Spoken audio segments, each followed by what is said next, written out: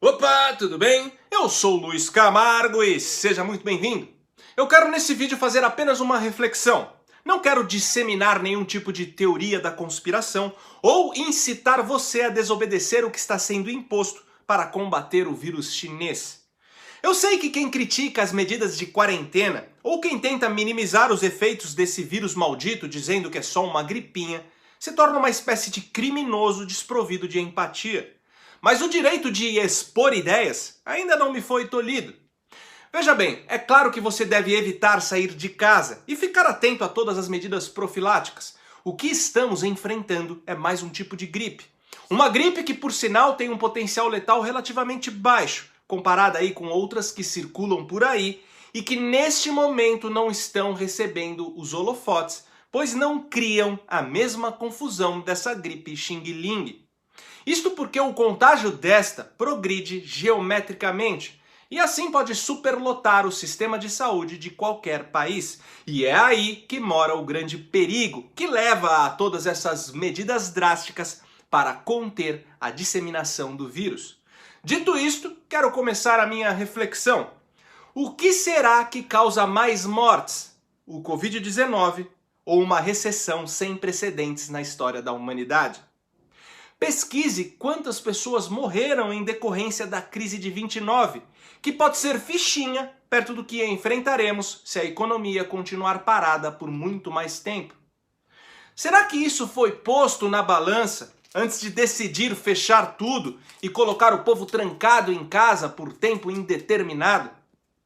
Será que um surto de coronavírus nas áreas mais pobres desse país tiraria mais vidas que uma taxa de desemprego jamais vista? Não estamos lidando com uma pandemia de ebola. Estamos lidando com um vírus que pode matar os mais idosos e pessoas imunodeficientes. E pelo amor de Deus, é claro que precisamos evitar ao máximo essas mortes. No entanto, mesmo entre este grupo de pessoas, a taxa de letalidade da Covid-19 ainda é baixa comparada com outras gripes. E isto é um fato, basta dar um Google. O coronavírus já ceifou até agora entre 14 e 16 mil vidas no mundo. E existe uma controvérsia nesse número, pois em muitos casos se trata de pessoas que já estavam acamadas com muitas chances de morrer, onde a doença apenas foi potencializada pelo vírus. A gripe comum mata em média 650 mil pessoas por ano, segundo a própria OMS.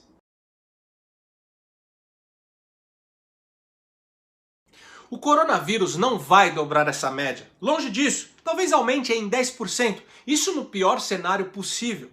O trânsito mata por ano 1,2 milhão de pessoas, e nem por isso governos proíbem a circulação de automóveis. Calma, eu sei que o exemplo é um tanto quanto esdrúxulo, mas lembre-se, estou fazendo só uma reflexão. Sempre que você tenta alertar quanto ao pânico descomedido que está sendo propagado, um pânico que não condiz com a realidade da doença, logo vem a pessoa te encarando como se você fosse um sociopata e esfrega o exemplo da Itália na sua cara. Só que o que é preciso entender é que o que aconteceu na Itália não aconteceu em nenhum outro lugar do mundo, nem na China. Ou seja, se trata de uma exceção. Assim como é uma exceção a formatação social do país em questão, a Itália tem a maior concentração de idosos da Europa, o maior índice de fumantes, o maior índice de idosos acamados. E para completar, em meio à pandemia, a região da Lombardia estava com um surto de H1N1 também. É claro que devemos fazer o máximo para evitar o colapso no nosso sistema de saúde, mas não podemos usar uma exceção como parâmetro para tomar medidas extremas que podem trazer prejuízos piores. Uma verdade inegável é que situações alarmantes como guerras, catástrofes naturais e epidemias levam o andamento normal e diário da política a uma interrupção abrupta. A população com medo e acuada deposita todas as suas esperanças na atuação do Estado. Isso significa mais poder para o governo vigente. Todos os regimes ditatoriais da história se beneficiaram com momentos de pânico coletivo, tanto que inúmeras vezes criaram falsos alarmes com o intuito de manter o povo em pânico e, consequentemente, subserviente ao regime. Afinal, uma população com medo aceita qualquer proposta e tomada de decisão sem a menor resistência. Pensa um pouco. Você jamais aceitaria ficar preso em casa se não estivesse com medo? Você jamais aceitaria um decreto que ordenasse o fechamento do seu comércio se não estivesse com medo? Mas calma, ainda estou só fazendo uma reflexão. Bom, o fato é que a oposição ao governo sempre disse que o Bolsonaro é fascista, que faria um mandato autoritário e estabeleceria uma ditadura.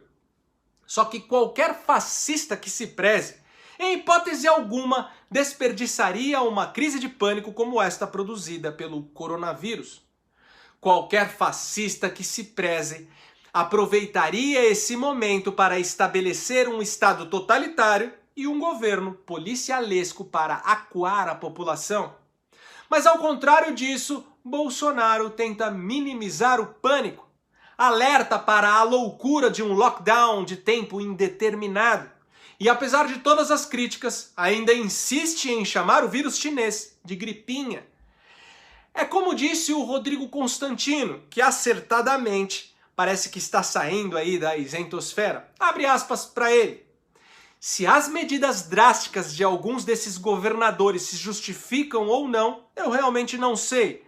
Mas de uma coisa eu sei. Se fosse o governo federal adotando o mesmo caminho, seria acusado de autoritário fascista que usa a crise e o medo para destruir liberdades individuais. Fecha aspas. Aí eu te pergunto, quem está se beneficiando com todo esse pânico? Justamente os governadores que adotam medidas extremadas e midiáticas enquanto chamam o presidente de irresponsável. João Dória e Wilson Witzel devem estar agradecendo todos os dias a esse maldito vírus chinês. Só que nós temos que nos atentar que, apesar do presidente tentar dissipar o pânico e minimizar o problema, o governo federal tem agido de forma exemplar e contundente no combate ao vírus. E isso ninguém pode negar. Em nenhum momento a atuação do executivo deixou a desejar. E se algumas ações vieram atrasadas, como o fechamento das fronteiras, foi por conta da própria burocracia do nosso Estado democrático de direito.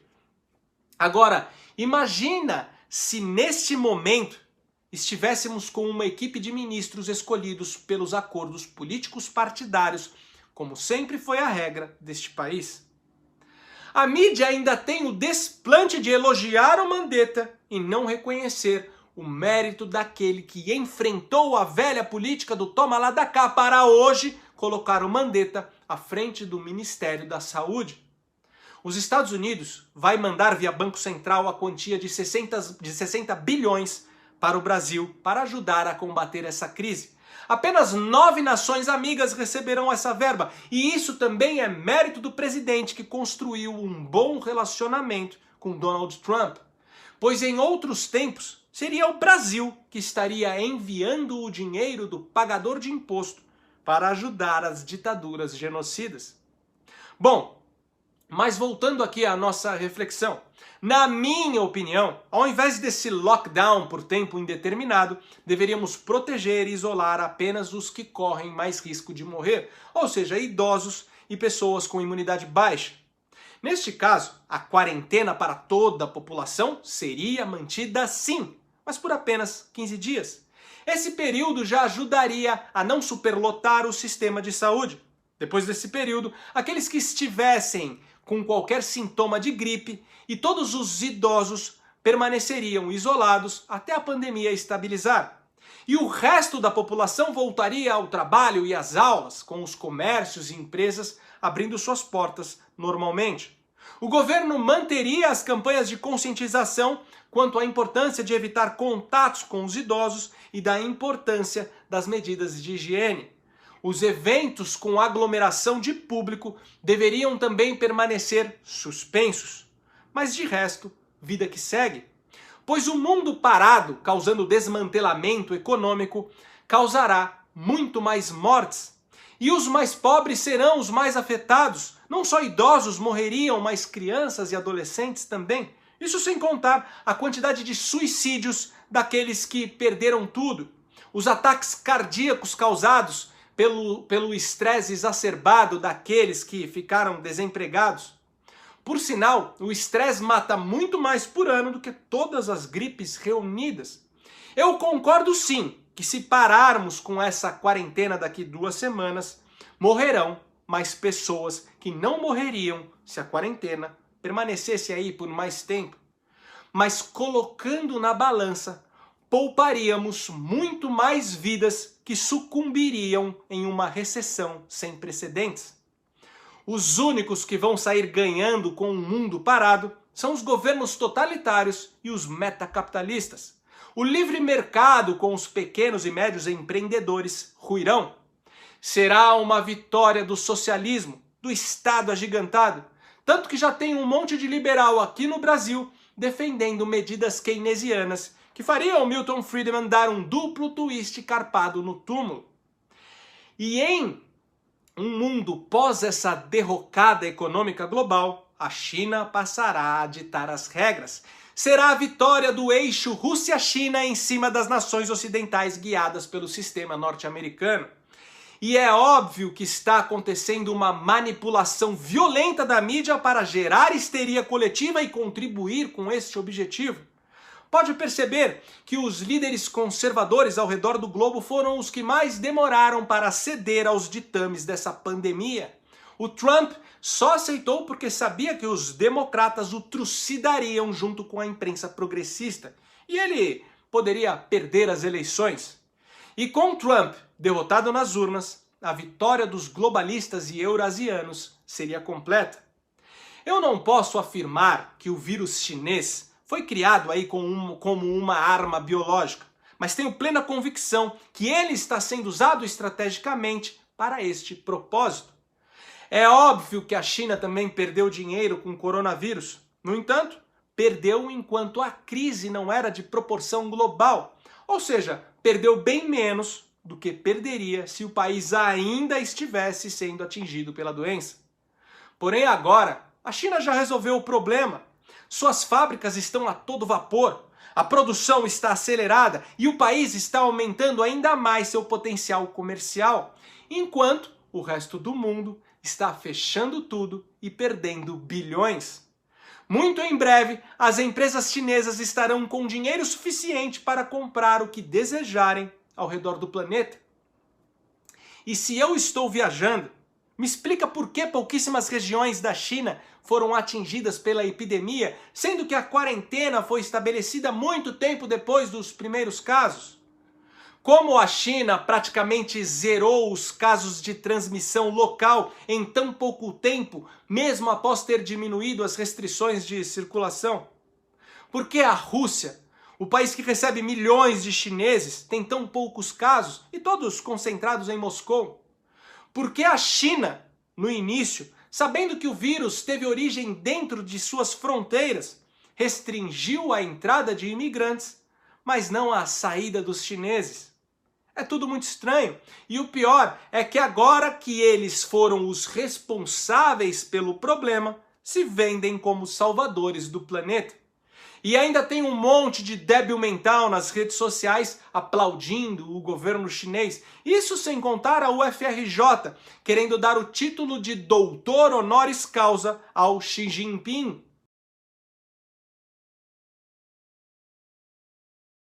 Mas calma, eu não fiz esse vídeo para falar que os nossos inimigos sairão vitoriosos e que está tudo perdido. Os Estados Unidos, o Japão e Israel correm para encontrar a cura. Tenho certeza que ela está próxima. E quando ela vier, esse jogo virará completamente. E o Trump só está esperando ser reeleito para colocar a China no seu devido lugar. E digo mais, todo esse pesadelo ainda acabará favorecendo o mundo ocidental. As nações valorizarão mais um modelo de Estado nacionalista ao invés de globalista. As fronteiras serão mais controladas. Os governos serão mais soberanos e passarão a resolver suas mazelas de forma local, e não mais seguindo imposições internacionais. Pelo menos, assim espero. E por hoje é isso aí, deixa aqui nos comentários a sua opinião, curte e compartilha o vídeo para ele ganhar relevância, confere se você continua inscrito no canal, confere também se o sininho das notificações está ativo e se você gosta do trabalho que eu venho fazendo e puder ajudar a manter esse canal em plena atividade, contribuindo com qualquer valor, o link do nosso Apoia-se está aqui na descrição. Me segue também nas redes sociais, Twitter, Instagram e Facebook, @LuizCamargoVlog. Então até o próximo vídeo, valeu!